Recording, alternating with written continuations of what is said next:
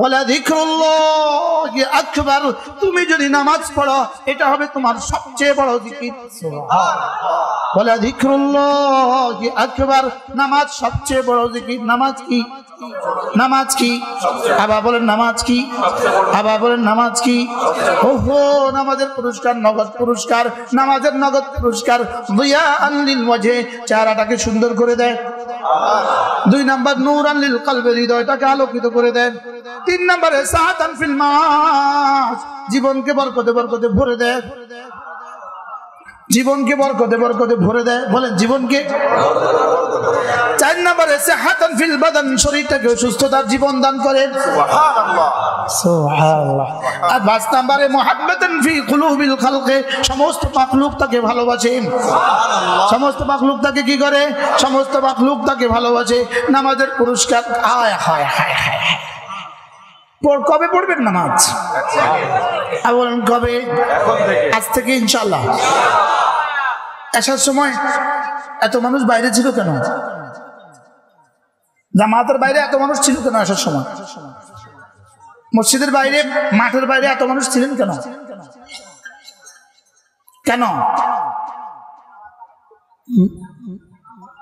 অন্যখান থেকে পড়ে এসেছে, আল্লাহ বাঁচাইছে। আজ থেকে ফজর পড়ব, ফজর থেকে শুরু করে দিব ইনশাআল্লাহ।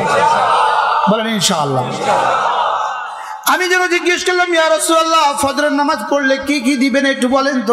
রব্বে কারীম, ফজর নামাজ পড়লে কি কি দিবেন? আল্লাহ রাসূল বলেন, ফজরের নামাজের প্রথম 2 রাকাত সুন্নাত পড়বা। রাকাতা সালাতুল ফজরে, ফজরের প্রথম 2 রাকাত সুন্নাত। ফজরের প্রথম 2 রাকাত সুন্নাত। খায়রুম মিনাদ দুনিয়া ওয়া মা ফিহা, দুনিয়ার মধ্যে যা আছে তার চেয়ে শ্রেষ্ঠ। সুবহানাল্লাহ। ফজরের প্রথম 2 রাকাত সুন্নাতের পুরস্কার কত? আবার বলেন। আচ্ছা, খেলা দেখতে গিয়ে ফজর পড়ে নাই এমন যুবক আছে না নাই? আছে। আচ্ছা, গোল্ড কাপটা লইয়া গেছে কে? বলেন জোরে বলেন। আর্জেন্টিনা। আচ্ছা, আমাদের দেশের যুবকগুলো কি নিয়ে ফিরছে?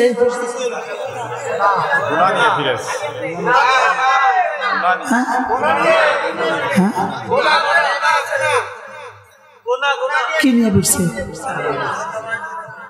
আচ্ছা, ফজর নামাজ পড়লে, ফজর নামাজের 2 রাকাত সুন্নতের দাম কত? আর গোল্ড কাপে, ওয়ার্ল্ড কাপের দাম কত? 7.5 কিলো স্বর্ণ। বলেন। আর পেয়েছে কে? গোটা আর্জেন্টিনাবাসী মিছিলে দিয়ে দিছে। এটা তারা 11 জন দিয়ে দিছে। পুরা আর্জেন্টিনাবাসী। বলেন পুরা কি? পুরা আর্জেন্টিনাবাসী। কত তোলা? আর আমার ফজরের 2 রাকাত সুন্নতের দাম কত? বিশেষ হয়। কে বলেছে? রাসূল। যিনি জীবনে কখনো মিথ্যে বলেননি তিনি বলেছেন। যিনি জীবনে নিজের থেকে কিছু বলেননি তিনি বলেছেন। সুবহানাল্লাহ। যিনি জীবনে নিজের থেকে কিছু বলেননি তিনি বলেছেন। রাকাতা সালাতুল ফজর খায়রুম মিনাদ দুনিয়া ওয়া মা ফিহা, আল্লাহর নবী বলেন ফজরের 2 রাকাত সুন্নতের দাম দুনিয়ার মধ্যে যা আছে তার চেয়েও ভারী। এবার আমি বললাম, ইয়া রাসূলুল্লাহ, ফজরের 2 রাকাত ফজরের দাম কত? ফরজের দাম কত? ফজরের 2 রাকাত ফরজের দাম কত? এবার রাসূল বললেন, মান সাল্লা সালাতাল ফজর ফাহুয়া ফি জিম্মাতিল্লাহ, ফজরের নামাজ পড়লো আল্লাহ জিম্মাতে ঢুকে গেল। মান সাল্লা সালাতাল ফজর ফাহুয়া ফি জিম্মাতিল্লাহ, ফজরের নামাজ পড়লো যে আল্লাহ জিম্মায় ঢুকলো সে। ফজরের নামাজে পড়লো যে আল্লাহ জিম্মায় ঢুকলো সে। ফজরের নামাজে পড়লো যে, বলে ফজরের নামাজে পড়লো যে আল্লাহ জিম্মায় ঢুকলো সে। ফজরের নামাজে পড়লো যে আল্লাহ জিম্মায় ঢুকলো সে। ফজরের নামাজে পড়লো যে আল্লাহ জিম্মায় ঢুকলো কে? ফজরের নামাজে পড়লো যে। এভাবে বলছেন কেন? আমি একটা মেসেজ দিতে চাই আপনার কলিজায়, আমি সবক দিয়ে যেতে চাই।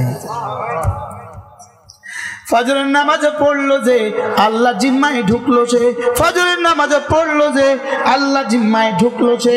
জাওয়ামিউল কালিম মুহাম্মদুর রাসূলুল্লাহ সাল্লাল্লাহু আলাইহি ওয়াসাল্লাম এক শব্দে কি কি বলেছেন, এক শব্দে কি কি বলেছেন? ফজরের নামাজ যে পড়লো তার রিজিকের জিম্মাদার আল্লাহ। ফজরের নামাজ পড়লো তার সুস্থতার জিম্মাদার আল্লাহ। ফজরের নামাজ পড়লো তার স্ত্রী রিজিকের জিম্মাদার আল্লাহ।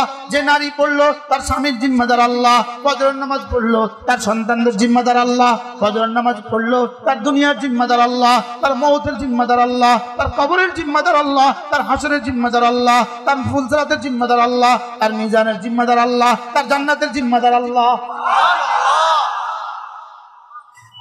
চোর যদি ওসি সাহেবের জিম্মায় ঢুকে যায়, চোর যদি ওসি সাহেবের জিম্মায় ঢুকে যায়, আর চোরের আর কিসের টেনশন? চোর যদি এসপি সাহেবের জিম্মায় ঢুকে যায়, আর কিসের টেনশন? বলেন না। যদি ডিআইজি মহোদয়ের জিম্মায় ঢুকে যায় তো আর কিসের টেনশন?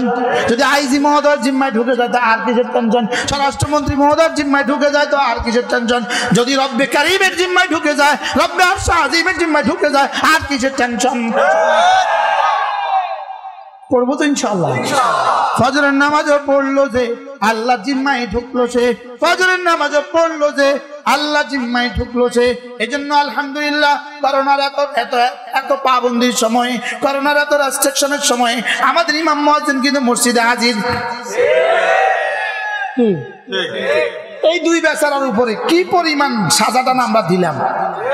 আমরা গেলাম না ডরে, কিন্তু তাগরে পাঠাই দিলাম মসজিদে, কারণ করোনার সব তো মসজিদে।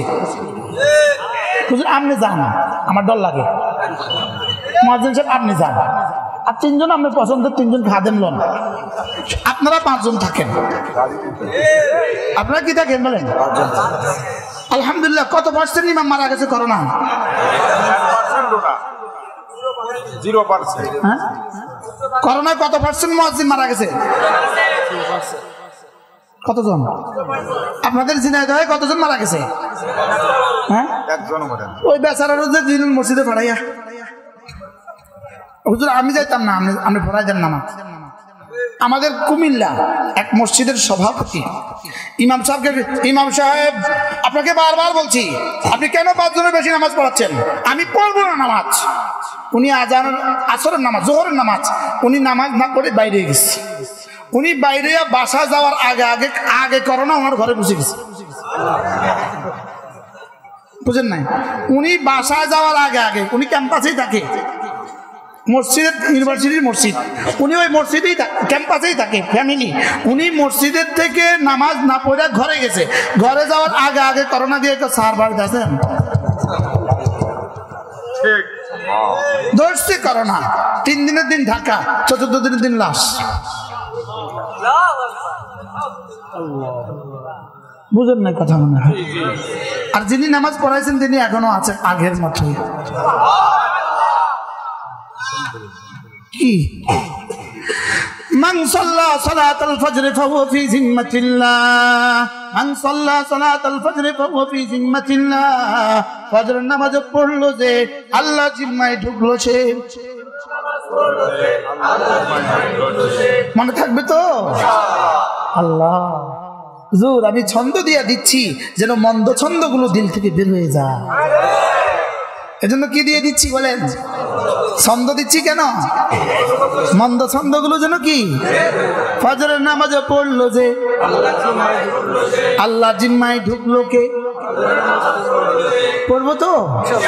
আল্লাহর নবী বলেন বাশশিরিন বিন-নূরিত তাম আল-মাশাঈন বিয-যালাম মিনাল মাসাজিদ।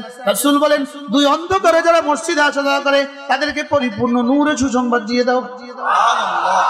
রাসূল বলেন যে আশার নামাজ আর ফজরের নামাজ জামাতের সাথে পড়লো সে যেন সারা রাত আল্লাহ তাআলার সামনে দাঁড়িয়ে থাকলো।